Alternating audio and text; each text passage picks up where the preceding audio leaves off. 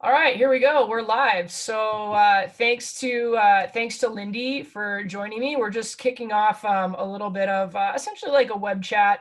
I was sort of actually looking to do this for quite some time, just in the sense of having some more kind of curiosity-driven conversations, kind of just informal conversations about kind of like a day in the life of a trainer or what it's like, being a passionate fitness person who gets to do what we love for a living. And there are some awesome trainers and grads and students and colleagues and peers that I have that I just wanted to take an opportunity to even get to know a little bit better and potentially share some interesting concepts and ideas with anybody who's interested. So couldn't think of anybody better to kick it off than Lindy Drope. She's one of the personal trainers, one of the best personal trainers working out of our Steve Nash Langley location, and is a BCPTI grad, which is super cool. We're super proud of everything she's accomplished. So I think it's going to be fun to kick off the conversation. And essentially, I assume the audience for this is kind of trainers, students, people that are interested in fitness. But like at the end of the day, if you like the sound of the conversation and you learn something from it, then everybody's welcome. So thanks to Lindy. Welcome for jumping on. Thanks for coming on. Thank you for having me. I'm so excited. Awesome. So, I mean, it's a little bit funny that we're all in this sort of work from home, gyms are closed kind of scenario.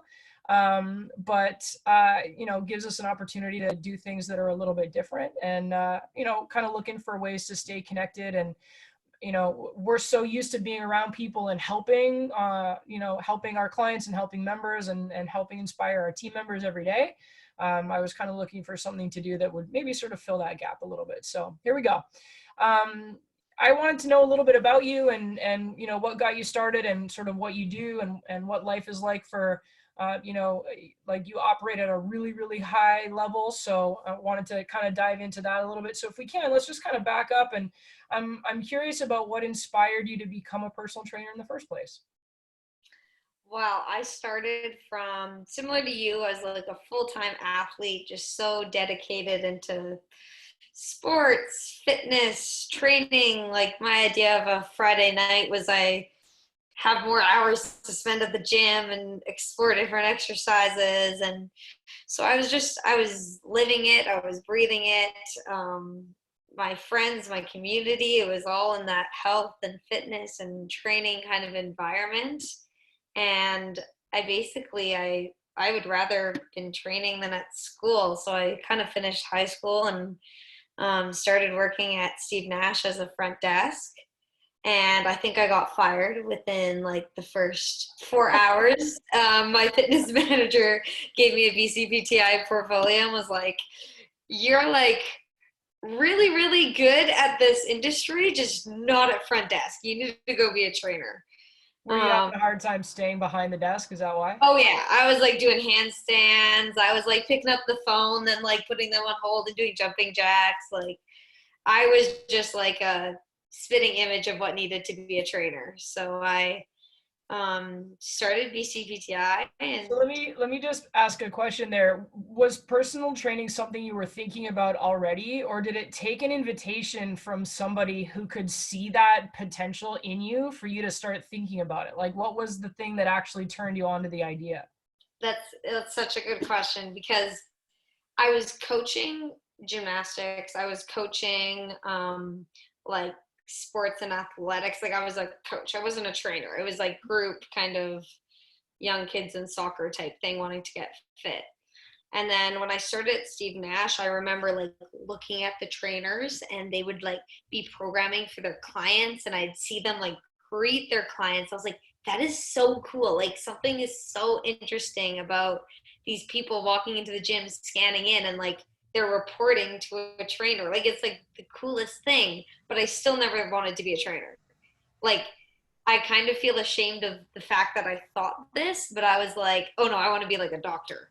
I want to like go to school. I want to go to, I don't know, I'll start with kinesiology, but I want to be a physio or like something super impressive. I had this notion in my mind that a trainer wasn't a high paid professional, mature career. I was like, oh, these are kind of like, I don't know, students. Like Sure, yeah. training because they used to play soccer and they like to do that, and didn't really think seriously of it until that fitness manager had got me to consider it. And as soon as I started school, I was like, this is what I need to do. This is like, I don't care what the cost is. I am 100%, I'm all in. That's awesome.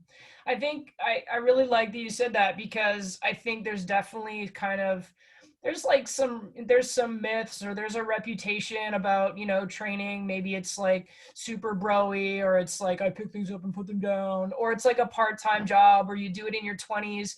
And like maybe when I became a trainer, like over 10, 15 years ago, that was maybe more so the truth. But the industry has evolved so much that people like myself that were in it back then were still in it. And we've also seen kind of this explosion of opportunity, and we're becoming more and more necessary based on how automated and sedentary everybody else is getting in their jobs. So yeah, I think it is really cool to recognize that, it's a very meaningful job. It's very impactful. It makes a big difference, but it is also something you can do where you get to make a living and you get to have a career at it. And it's been really cool for me to see that happening. Like, I kind of feel I got in at the time where that started to happen. Whereas, now there's already a different impression of what being a personal trainer is, because there's so many different ways to be one, right? Totally. And like, I just think, I probably like 25% of my clients have at one point been like, oh yeah, like my brother's a trainer, I'm a trainer, I'm certified. But the definition of being a trainer now compared to what it used to be is just so different. And what it means to be and who you show up as when you are a trainer. What are you taking on as a role? Or are you just a bro that got certified and lifting weights up and down with their friend? You got it. So you went to BCPTI, which is cool. I don't want to make this video a pitch for that program, although there could be other times where we talk about that. But what I want to know is, so you go through this 7-week program, you get the benefit of, this hands-on practical sort of like experiential learning environment. When you first started as a trainer, can you share a little bit about like maybe what kinds of obstacles you had to face, or like, what was sort of like a challenge in first getting started? Oh gosh, a lot. When I first started as a trainer, I was like 90 pounds, looked like probably just got out of grade 9. I looked very young. I was very small. I had a lot of energy, and I had a very vibrant personality, which I think initially when I came into the club, it kind of turned some people off. You win some, you lose some. I felt like I was too young, underexperienced, standing next to these trainers who had been there for many years, knew the sales, knew everything, had their clientele. So I'd say that was my biggest struggle, is I had like an insecurity of, oh my gosh, who's going to pay? Level 1 was like, I don't know, $80 a session. Who's going to actually be forking out thousands of dollars to train with this little 14-year-old? Like, that was my inner dialogue. But again, yeah, I faced so much rejection, but I just kept going and going and going. And I earned that credibility into myself. And then members started to recognize it. My clients started to recognize it. And quickly there's a switch. Yeah, so I mean, I sort of look at it from the outside as, it's almost like building equity. You have to put the time in, you have to build relationships, you have to have multiple positive value building touch points with people in order to sort of get over the threshold where they're like, oh yeah, shit, Lindy, yeah, you're a good trainer, right? Yeah. So, and I mean, like if we weren't on a video call, if we were like standing side by side or sitting, like your head comes up to maybe just north of my belly button, like you're still a very small person. So in the gym space, you'd never know it because of your energy and your confidence now. But yeah, I for sure would recognize that as sort of having been a very real challenge. But just to kind of, come from the other side of it, tell us a little bit about like the spectrum of clients that you're working with today. Like, who are the people that now see your value and want to work with you? What kinds of clients do you get to do your work with? Well, I have like the best clients ever. And that's the coolest part about my job is I work with like the 14-year-old who plays hockey and is like extreme athlete. And then I work with the 89-year-old grandma who comes in with a walker. And then I'm training a lawyer, and then I'm training a client who travels from Shanghai. So it's like my realm of clientele is so spread out. Which makes it fun and exciting. So I've met some amazing, amazing people, and I've met some very successful people. But then again, there's the clients who are even more special because they're the students who have been saving for 4 months to do one training package. So like I don't value any client differently, but yeah, it's just amazing. Awesome. So would you say you're getting to work on lots of different types of goals and lots of different types of programs, or are you someone who gets sought out based on more of a specific style of training or a specific type of result? Um, I'd say people come.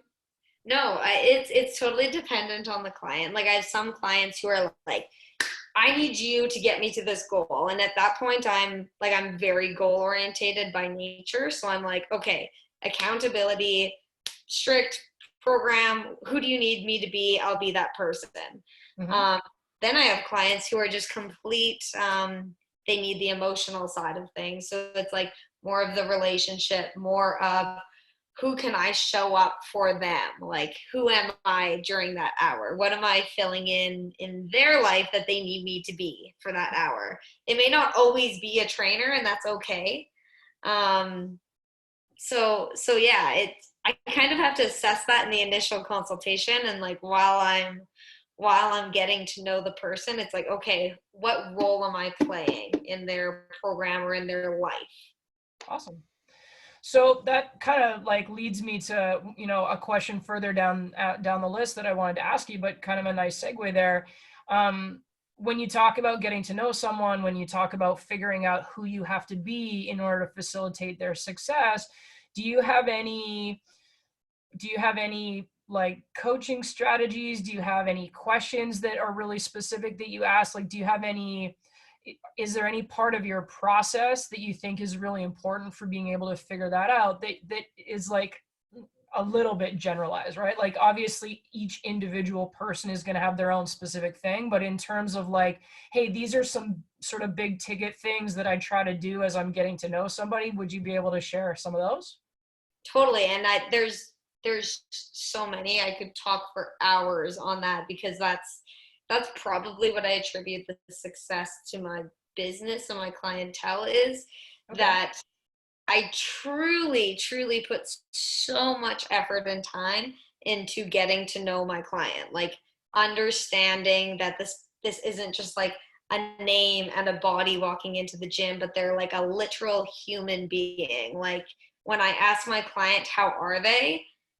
It's not just like a good, okay, let's work out. It's like, no, no, no. Like, I want to know, like, what side you slept on last night and, like, what time you woke up and, like, did you step on a Lego piece when you stood up out of your bed? And then, like, did you have coffee? Okay, like, was your coffee already made for you? Did you have milk in it? Like, I thoroughly understand what's going on in that client's life so I can kind of help and assess what are they struggling with, like what can I create like an ease of transaction for them and simplify their life to take at the end of the day take stress off and help them prosper and get to where they want to be. Okay. So a lot of questions. I will like literally ask so many questions about my clients' day, how they're feeling, their purpose, their why. Um, and then that relationship builds, right? The more ammo I get. And then they just start opening up to you. Cool. So, I mean, I kind of get the sense that this is a little bit your personality. Like you're an inquisitive, curious, energized, energetic person.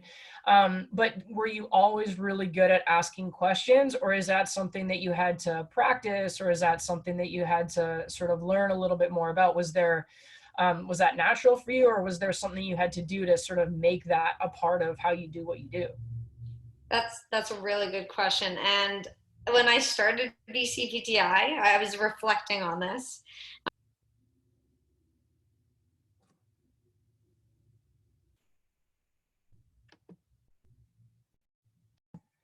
Oh, we're back. Awesome.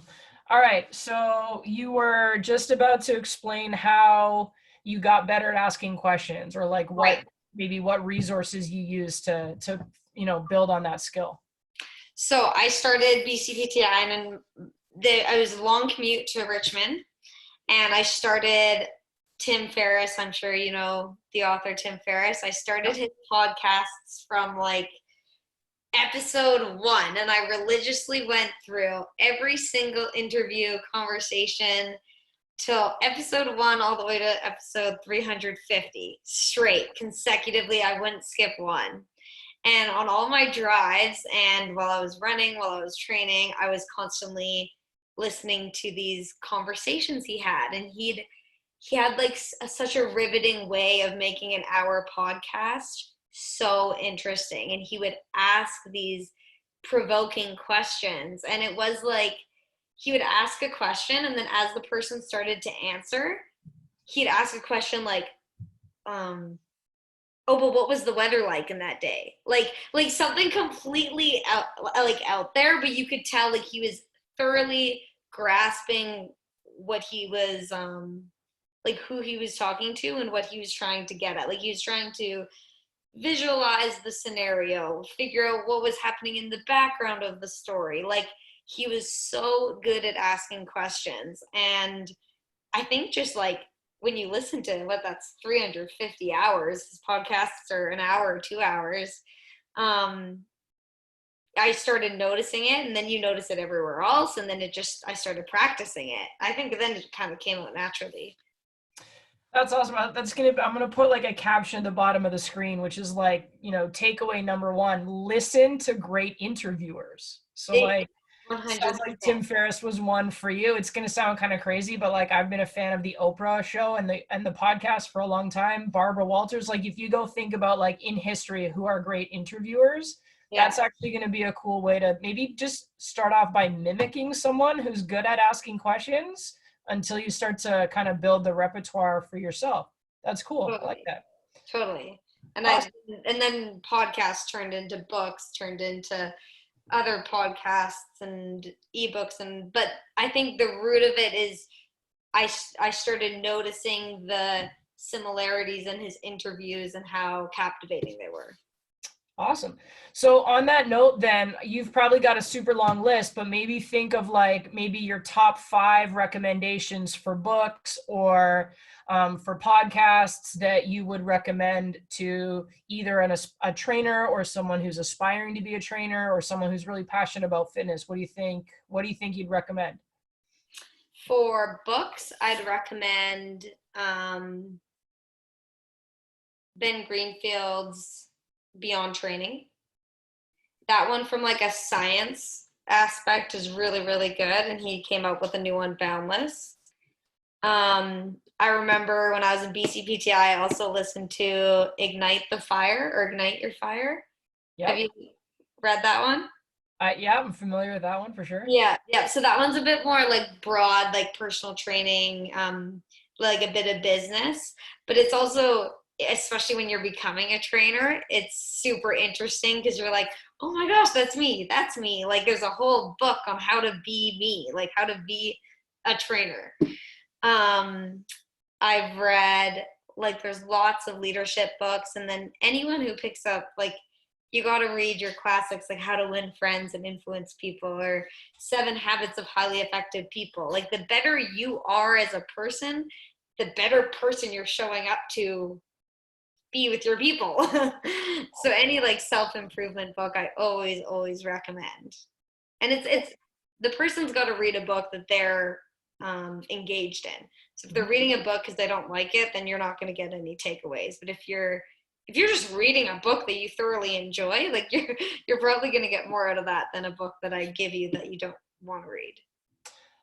It's actually a really good point. The idea of just sort of following what sparks your curiosity, right? Like finding things that authentically lift your energy are ultimately going to mean your energy is lifted, whatever that is. So we might start thinking, I know for myself, especially when I first got into, education from like kind of an official job description, I started going like, oh my God, I have to like read like scientific journals, and I have to like follow, like I have to go reread anatomy trains. And like, I got thinking that like there was this requirement of like the job description, but like, that's not what got me to where I am. That's not really how I do what I do. That's really interesting for people that think that way, but it's not necessarily, what my path to success was. So maybe another takeaway that we could put on this is like, just go immerse yourself in what makes you better.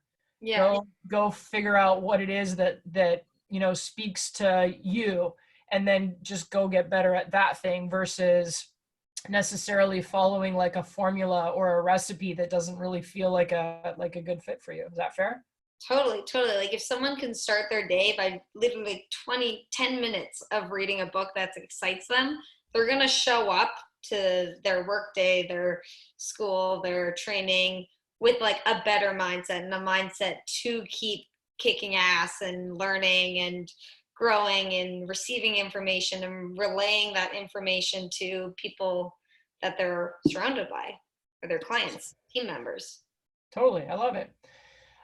Cool. Well, listen, I feel like we could carry on forever because you and I are both really happy conversationalists, but let me just ask you one more question. Is there anything else that you want to say or offer before we kind of wrap this initial conversation up? To all the trainers? Sure. Yeah. Whatever you want. I think my biggest thing for all all the trainers, especially with Steve Nash or BCPTI, if someone's going to become a trainer, is like thoroughly love your clients. Like love your clients like they're a family member.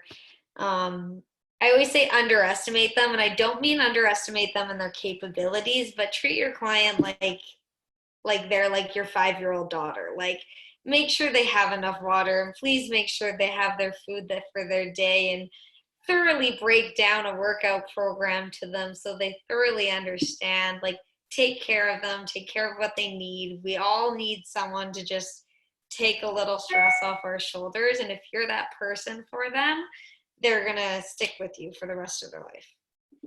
Amazing. I love it. That's awesome. That's also where we find the most meaning in the work that we do, right? If we're working with people that we really genuinely care about, then every hour of our day has a really rewarding aspect to it. So I think that's a great message to end off with. So thank you very much to you. I think there's multiple things we could dive into if we decide to keep this series going. I'm going to put your Instagram in the sort of show notes, the video notes or whatever, along with your podcast and your book recommendations. And thanks so much for spending half an hour in this work from home period with me. Really appreciate it. Awesome. Thanks so much for having me. All right. Bye, Lindy. Bye.